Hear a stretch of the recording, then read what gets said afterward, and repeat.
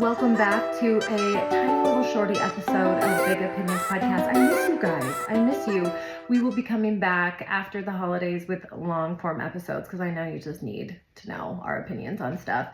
But as of now, we are going to be using Fridays as our Big One segment Friday. So you submitted your big ones on Tuesday, and we're going to reveal those big ones to the world on Friday. As a reminder, the Big One segment is where you can submit your big or small opinion about anything you have. We all know you have opinions. We have opinions about anything. If we didn't have opinions, we wouldn't be human. So this is just a place to dump your opinions and show me your big ones. Don't we just love that? So fun.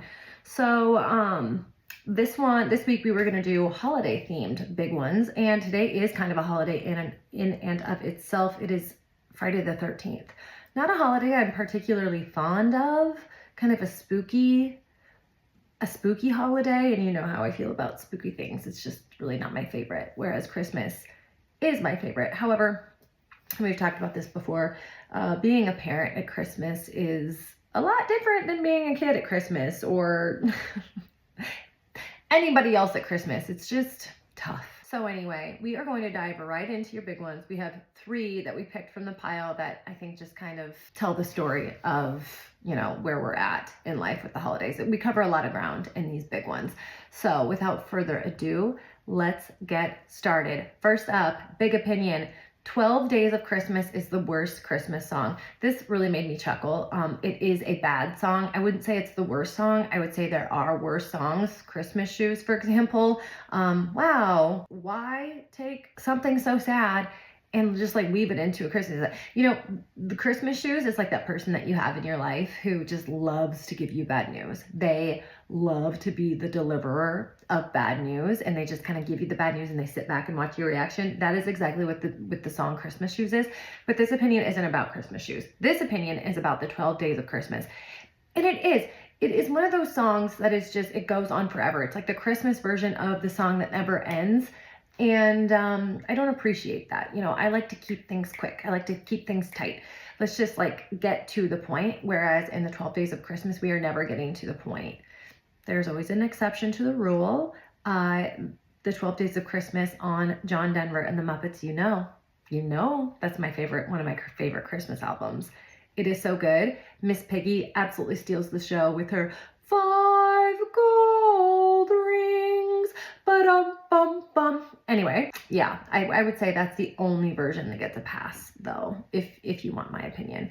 Since we're not doing a full episode and you do miss my facts, let's weave in some facts into these big opinions, shall we? So the lyrics to the 12 Days of Christmas were first published in 1780 in Mirth Without Mischief, an illustrated children's book. However, the song's origins are uncertain and it may be centuries older than the publication date. With a song like that, I don't know, that's a bop. That's a modern day bop. I don't think it could be any older than that. It is thought to have originated as a memory game for children during the 12th night celebrations. Can you imagine? That's like they're mixing Hanukkah and Christmas together. One night's enough. Let's be quite honest here. So the players would recite verses in a circle, adding more verses and speaking faster until someone made a mistake. The last player standing would win. That's kind of fun. But we don't need 12 Days of Christmas. We need to go ahead, and I'm glad we got rid of that. The composer. I know you're all wondering who the composer of this gorgeous, long, annoying shit song is. The melody associated with the song today is from a 1909 arrangement by English composer Frederick Austin. Austin adapted the words to an old traditional folk tune, as you do, you know. And then variations. There have been many variations of the lyrics over time. For example, the original lyrics used the term collie to refer to blackbirds, but Austin changed it to calling. The word on was also added at the beginning of each verse in Austin's version. So on the 12th day of Christmas, he added on. It would just be 12th day of Christmas. Okay, weird, but go off. Some other notable variations. I think you're gonna like these.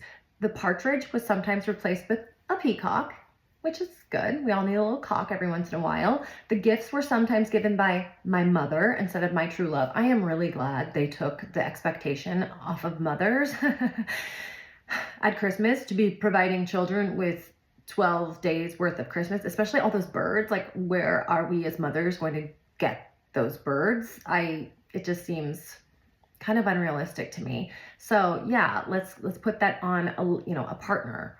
and just set them up for failure rather than setting up mothers up for failure, because we already are. As I sit here and stare at the remaining Christmas list I still have, and if you'll see, yeah, it's still pretty long. The teachers, we have not gotten their presents yet. Some stocking stuffers from Santa. I need to give him a little, heads up. And there's all kinds of Christmas exchanges that I haven't even freaking thought of. But it's fine. I'm glad this composer took the focus off of mothers and gave it to, a significant other. They deserve to carry that weight. 12 Days of Christmas is a shitty song. And I don't think anyone's going to feel bad about me saying that. Maybe the Lords of Leaping, they might get pissed, but whatever. Second, and this one is near and dear to my heart. Big opinion. Polar Express sucks.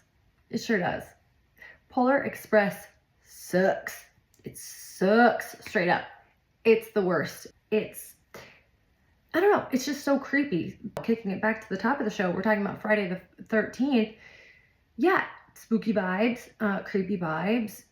The Polar Express gives me the ick. That's what it does. It gives me the ick. Every time that movie is on, I'm just like, ugh. It turns me off. It just gets me out of the Christmas spirit. It gets me out of the mood. Ugh. Their faces are all weird. And I do think it's like the technology just wasn't quite there yet, but they took this leap and they're like, no, we're gonna create this. The book was beautiful. We all remember the book, and it was beautiful, and it was beautifully illustrated, and we got to use our imaginations for what this world looked like in this book. Yeah, there were illustrations to help us, but we got to fill in the gaps with our imaginations. And then you kind of hope that, oh, there's going to be a movie that'll do it for us. It'll help us out. Oh my God. I wish I could use one of those Will Smith mind erasers from Men in Black to just forget everything that movie did. It is just so weird. The animation is awful.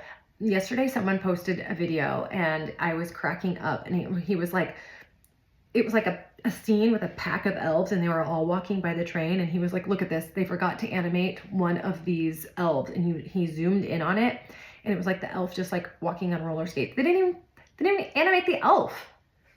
Lazy. Plus, I find it extremely weird that Tom Hanks played so many of the characters. I went off on a tangent the other day. I was like, Tom Hanks plays all of these characters. Okay, he plays 7. He plays 7 of the characters, which is too many, like play one character. Tom Hanks, he's fine. Like, I don't have beef with Tom Hanks, but it's like, I don't need him to be playing a kid. I'll just list the characters for you that he played in case you were curious and need to drop some Polar Express slander at your next Christmas party, which I completely encourage. Number 1, the conductor. That one's obvious. It looks like him. It sounds like him. It's him. Number 2, Hero Boy, which I guess that's like the main character kid's name. Hero Boy. He was not voiced by him. He was voiced by somebody else, but Tom Hanks's face was used to motion capture the character's movements during animation, according to the Bird Theater. Considering that the conductor also bears a striking resemblance to Hanks, it's almost like he's the hero boy all grown up. So it adds like a twist. I like that kind of like twist, but I don't like a grown ass man playing a kid, because in a couple times like he'll raise his eyebrows and it's like, damn, that does look like Tom Hanks. And I don't know if we needed that, He plays Santa Claus. He plays the narrator. He plays Hero Boy's dad. So he plays Hero Boy, Hero Boy's dad, and then Hero Boy all grown up. He plays the ghost on the train. He plays Ebenezer Scrooge puppet. I don't remember that. Honestly, I don't ever think I've seen the whole thing through. I'm really dogging on it pretty bad. And I don't even think I've seen the whole thing through, but that's just because I simply can't. Like, I just can't sit there and watch it. It just gives me the creeps. And I'm going to tell you why. So someone else said, so I just Googled, I did a quick Goog, I was like, why is it so creepy? Here's what Google told me. The Polar Express is often considered weird, primarily due to its animation style, which utilizes motion capture technology, creating an uncanny valley effect. And that's when characters appear almost human, but not quite, resulting in a disturbing or eerie visual quality that can be unsettling to some viewers. All viewers, let's be completely honest. This is particularly noticeable in facial expressions and eye movements, which can look unnatural and jarring. It is. It's like a nightmare. It's like you got dropped into a video game and you're like, oh, or you got dropped in this nightmare and you're looking around and it's like, yeah, these are real people. And then you look closer and you're like, no, something's off here. Something's completely off here. That's what it is like. That whole movie is just off. It's just off. I can't believe they ruined the book like that. And I'm not even like that type. Like, oh, they ruined the book. 'Cause obviously, this is a children's book. And I'm not getting a lot of reading done as of late. I am reading that second Stupid Fairy book. It sucks, you guys. I'm a little disappointed. I had so many people say, get through the first book, ACOTAR, that series, The Court of Thorns and Roses. I had so many people tell me, get through the first book, and then the second book is wonderful, and the third even went. I'm so sorry. No. It's just bad. I will say there is a line in this book. I'm getting so off topic, but that's what I do. There's a line in this book that the author uses all the time, and she'll say, like, I gave a particularly vulgar gesture and walked away. And I know she's referring to this. I have decided to add a little entertainment value to this book because it's so annoying. The main character is so annoying that anytime she says, I gave a particularly vulgar gesture, instead of this, I pretend she goes like this. And that gets me through. So I encourage you, if you're also having a hard time getting through this stupid book, anytime it says that, just think of her going like that. Suck it. I'm a parent of 3 kids. Can you believe that? I actually can't. Okay, and we're gonna round for home on this one. Big opinion. Christmas needs snow. Yes, it does. Yes, it does. I love a white Christmas. Once that first snow is over and the roads like get acclimated to what's going on and people get acclimated to what's going on, I love a good white Christmas. I want the roads to be clear because obviously people are traveling, but I love to look outside and see the ground covered in snow, to have the background Christmas music playing, not the 12 Days of Christmas or Christmas shoes, because obviously, but it's just cozy.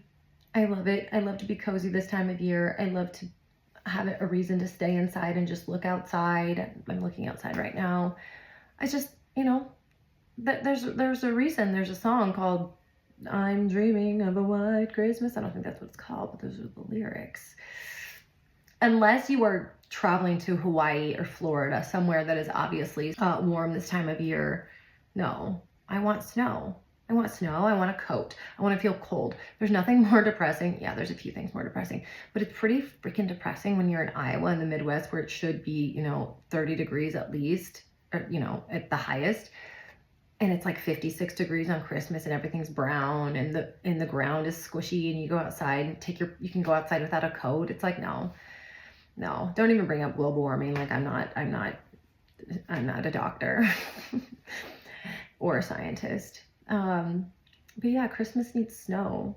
I don't know how you could dislike snow on Christmas. Honestly, I'm getting to the age where I could prefer snow on Christmas and then it could be done after that. I want one big snowstorm, I will say. I want everyone to be safe. I don't want anyone out on the roads. Like, don't come at me. But it's winter. Like, this is what it's supposed to be. If there was no snow, we should be a little more concerned. But I don't know. Snow's gorgeous. When we're getting into February and everything's brown, the snow's all brown, the snowbanks are 20 feet high, and it's just, they've been sprayed with dirt and mud. Yeah. But at Christmas, I want a crisp, white, sparkly snow. And those are the 3 I picked because I was trying to keep this short, but we're already at 15 minutes and I think that's long enough. I miss you guys. On Tuesday, be sure to drop your big opinions and we will release another episode on Friday, and that's gonna be the Friday before Christmas. So it probably needs to be even more holiday themed. As always, you know where to submit your big ones. On Tuesdays, we're gonna put a question box out, but then also send us a direct message. And I keep saying us, like right now it's me. Send me a direct message and I'll read through them and we'll pick one. I will talk to you one more time before Christmas, but as always, in my opinion, you're the best, and stay safe, stay healthy, stay happy, and keep those big opinions coming. Bye. Thank you so much for listening to Big Opinions Podcast. Big Opinions is produced by me, Mackenzie Edie. Please follow, rate, and review this show if you like it. If you have big ones you want to share, just send them over to @Big Opinions Podcast on Instagram. Thank you again, and in my opinion, you're the best.